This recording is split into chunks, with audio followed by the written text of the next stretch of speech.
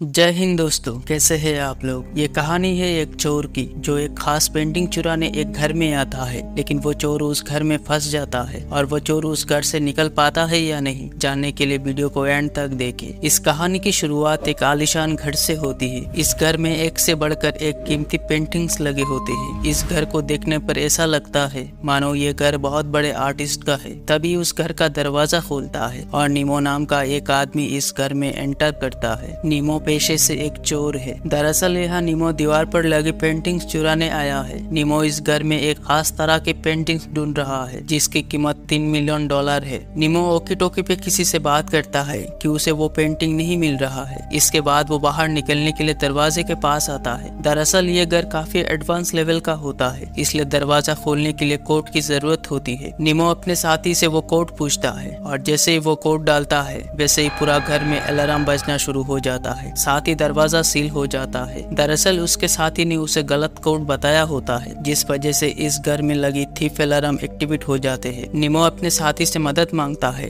लेकिन उसका साथी साफ मना कर देता है कि सिस्टम फेल हो गया है, अब मेरे पास कुछ नहीं है। अलार्म की आवाज बहुत ही तेज और घबराहट पैदा करने वाली थी। नीमो उसकी आवाज सुनकर घबरा जाता है और दरवाजा खोलने की कोशिश करता है, लेकिन वो दरवाजा खोल नहीं पाता। इसके बाद वो उस अलार्म की आवाज से बचने के लिए अपने कान में कागज फंसा लेता है और उस घर में लगी सारी लाइटें जो उस अलार्म के साथ अटैच थी वो उन्हें तोड़ने लगता है। इसके बाद एक टेबल पर चढ़कर अलार्म की स्पीकर को उखाड़ देता है। बाद में जब वो अपने कान से कागज हटा के सुनता है तो अलार्म की आवाज अभी भी आ रही थी, जिस वजह से वो उस स्पीकर को भी उखाड़ देता है। अब पूरा घर एकदम से शांत हो जाता है। नीमो इस घर से किसी भी तरह निकलना चाहता है, इसलिए वो एक चाकू से दरवाजे पर होल करने लगता है, जिस वजह घर के सिक्योरिटी सिस्टम चेंज होकर क्लाइमेट अपने आप बदलने लगता है। अब इस घर में गर्म हवा आने लगता है। फिर नीमो को प्यास लगने लगती है, लेकिन टैप से पानी नहीं आ रहा था। फिर वो फ्रिज को चेक करता है, जिसमें से पीने का थोड़ा पानी मिल जाता है और वो उसे पी लेता है। इसके बाद वो फिर से दरवाजे पर होल करने लगता है, लेकिन लकड़ी के दरवाजे के पीछे लोहे की परत लगी होती है। ये देख नीमो काफी निराश हो जाता है। इसके बाद वो दोबारा अपने साथी से कांटेक्ट करने की कोशिश करता है, लेकिन ऐसा हो नहीं पाता। दूसरी तरफ काफी भूख भी लगी होती है,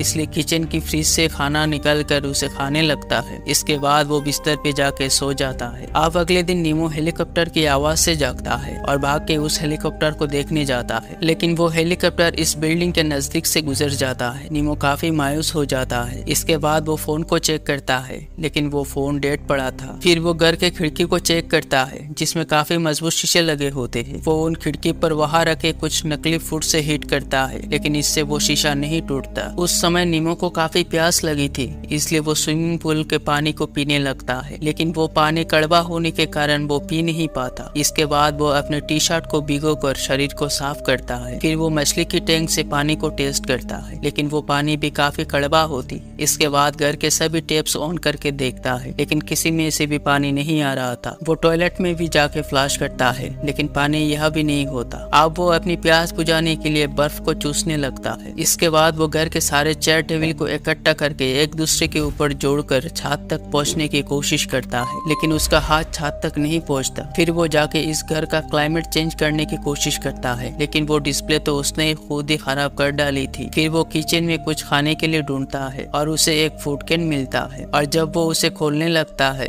तो उसका हाथ काट जाता है। अब वो ना खाने और पीने की वजह से उसकी हालत बहुत खराब हो जाती है कि फ्रिज खोलकर उसकी दीवारें चटने लगता है। गर्मी इतनी ज्यादा थी कि उसका बस चलता तो वो फ्रिज के अंदर ही रह जाता। नीमो काफी रोता है और रात को वही फूड कैन से मिला हुआ खाना खाकर सो जाता है। अब अगले दिन नीमो एक दरवाजा खोलता है, तभी उसे बाहर पानी की आवाज सुनाई देता है और वो भाग के जाता है। बाहर पौधों में चल रहे शावर से पानी पीने लगता है। ये शावर वक्त के हिसाब से चलता है, वो भी कुछ देर के लिए। फिर वो खुद को राहत देने के लिए वही लेट जाता है, लेकिन कुछ देर बाद वो शावर से पानी आना बंद हो जाता है। नीमो को अब इस घर में 2 दिन बीत चुके हैं, इसलिए नीमो घर के और फर्नीचर को इकट्ठा करके वहीं पर ले जाकर बांधने लगा और काफी कोशिश के बाद उसका हाथ छत तक पहुंच जाता है। धीरे धीरे कमरे के अंदर गर्मी और भी बढ़ रही होती है, इसलिए वो अपने सारे कपड़े खोल लेता है। फिर थोड़ी देर बाद वो सीसीटीवी कैमरे में देखता है कि उसके घर के बाहर एक लड़की काम कर रही, ये देख वो तुरंत कपड़े पहनकर दरवाजे के पास जाता है और उस लड़की को आवाज देता है, लेकिन भूखा होने के कारण उसके मुंह से आवाज नहीं निकल रहा। फिर हम देखते हैं कि उस कमरे की क्लाइमेट अपने आप चेंज हो जाती है और आप गर्म की बजाय ठंडी हवा आने लगती है, जिससे नीमो को काफी राहत मिलता है और वो वही सो जाता है। आप धीरे धीरे नीमो यहाँ रहने का तरीका सीख जाता है। टावर पर आ रहे पानी को बर्तन में भरने लगता है और वो उन पानी को बोतल में भर लेता है। नीमो अब उस घर में काफी इंजॉय करने लगता है क्योंकि अब वो उस घर में सरवाइव करना सीख जाता है। नीमो अगले दिन एक फ्लावर पॉट को तोड़ता है और वो उन कांच से एक चश्मा तैयार करता है। इसके बाद वो उससे पहनकर अपने बनाए हुए टावर पर चढ़ता है। फिर वो ऊपर एक बॉक्स को तोड़ने की कोशिश करता है। उसे लग रहा था वो उस बॉक्स को तोड़ के बाहर जा सकता है, लेकिन कुछ देर कोशिश के बाद वो थक कर नीचे आ जाता है। नीमो को फिर से भूख प्यास लगी है। वो किचन में जाकर खुद से बातें करते हुए कॉफी बनाता है और खाने के लिए पास्ता बनाता है, लेकिन वहाँ आग न होने के कारण नीमो उस पास्ता को पानी में भिगोकर खाने लगता है और अपना वक्त बिताने के लिए सीसीटीवी फुटेज को देखता है। इसके बाद वो दोबारा उसी बॉक्स को तोड़ने में लग जाता है। उस बॉक्स के चारों तरफ काफी टाइट से स्क्रू लगी होती है और वो हार मानकर नीचे आ जाता है। कमरे के अंदर ठंड भी अब बढ़ने लगी थी, इसलिए वो उस एलसीडी को ठीक करने की कोशिश करता है ताकि कमरे के टेम्परेचर को कंट्रोल किया जा सके, लेकिन टेक्निकल समझ ना होने के कारण नीमो उसे ठीक नहीं कर पाता। उसके वॉकी टॉकी की बैटरी भी लो हो चुकी थी। अब अगले दिन वो उसी टावर पर चढ़कर उस बॉक्स को तोड़ने लगता है। नीमो उस बॉक्स के बाहरी परत को तोड़ देता है, लेकिन इसके अंदर लोहे की पत्तियां लगी थी और उसमें कई सारे स्क्रू लगी थी। नीमो निराश होकर नीचे आ जाता है और वो बाहर बैठे एक कबूतर से बात करता है। वो उसे कहता है कि मेरे बेटे के पास जाओ और उसे बताओ मैं यहाँ फंस गया हूँ, मेरे साथी अभी तक मुझे लेने नहीं आए। लेकिन वो कबूतर भी उसी की तरह यहाँ पर फंसा हुआ था। अब उसके पास करने का कुछ नहीं था, इसलिए दीवार पर लगी पेंटिंग्स को बर्बाद करने लगता है। अब वो अलमीरा से निकलकर एक सूट पहन लेता है। तभी उसे अलमीरा के अंदर एक दरवाजा दिखता है। वो उसे खोल के एक सीक्रेट कमरे में पहुंच जाता है, जहाँ उसे वही 3 मिलियन वाली पेंटिंग्स मिल जाती है। ठीक उसके बगल में एक बूढ़े आदमी का लाश पड़ी थी। नीमो जब उस लाश को टच करता है तो वो बस एक पुतला होता है। उस लाश के ऊपर एक बुक होता है। नीमो उस बुक को लेके लाश को नीचे फेंक देता है और उस बुक के साथ 3 मिलियन वाली पेंटिंग्स को लेके बाहर आ जाता है। अब वो कबूतर भी भूखे होने के कारण मर जाता है। नीमो की हालत भी कुछ इस तरह का हो जाता है। नीमो फिर से सीसीटीवी फुटेज में उसी लड़की को देखता है और दरवाजे के पास जाकर जोर जोर से दरवाजा पीटने लगता है। साथ ही ये कागज पर हेल्प लिख के दरवाजे के नीचे से बाहर देने की कोशिश करता है, लेकिन ऐसा हो नहीं पाता। यहाँ पर फंसे हुए उसे कई दिन हो चुके थे। अब अगले दिन उसे बहुत जोरों की भूख लगती है, इसलिए वो टैंक से एक मछली निकल कर बाहर रख देता है और एक चेयर को तोड़कर उसी से एक शिकंजा बनाता है ताकि वो बॉक्स में लगे स्क्रू को निकल सके, लेकिन उसका ये प्लान फेल हो जाता है। नीमो फिर भी हार नहीं मानता। ऐसा करने पर वो एक स्क्रू को निकल लेता है, लेकिन उसके शरीर में अब जान नहीं बची थी। साथ ही वो पागल होने लगा था। कभी तो वो खुद से बात करता, वो स्क्रू खोलने के लिए बार बार कोशिश करता है और बार बार लकड़ी टूट जाती है। अब आग ना होने के कारण उसे कच्ची मछली खाने पड़ती। नीमो यहाँ से किसी भी तरह निकलना चाहता है, इसलिए वो बार बार कोशिश करता है। अब खाने के लिए कुछ बचा नहीं था, इसलिए उसे कुत्ते का खाना खाना पड़ता है। फिर वो सामने दीवार पर बनी पेंटिंग्स में टेप से चिपके हुए आदमी से कहता है, मैं तुम्हें आजाद करने वाला हूँ क्योंकि मैं तुम्हारा दर्द समझ सकता हूँ। फिर वो और एक स्क्रू निकालने लगता है, लेकिन पाँव फिसलने की वजह से नीचे गिर जाता है और उसके पाँव में चोट लग जाती है। आप काफी वक्त बीत जाता है। बाहर न्यू ईयर की पार्टी चल रही थी। तभी वो काम करने वाली लड़की घर के अंदर आती है और नीमो को सीड्यूस करती है, लेकिन ये बस उसका हेलुसिनेशन था। अब नीमो की नजर छत पर लगी फायर डिटेक्टर पर पड़ती है, लेकिन उसके पास आग तो है ही नहीं, इसलिए वो एक आइडिया लगाता है जिससे वो आग जला लेता है और आग को फायर डिटेक्टर के पास ले जाता है, जिससे घर के अंदर लगे सभी शावर ऑन हो जाते हैं। नीमो दरवाजे के पास जाकर चिल्लाता है, लेकिन कमजोरी होने के कारण उसकी आवाज किसी तक नहीं पहुंचता। शायद बाहर किसी को पता ही नहीं कि घर के अंदर क्या चल रहा है। कुछ देर बाद हर जगह पानी जमा हो जाता है। कुछ समय बीत जाता है,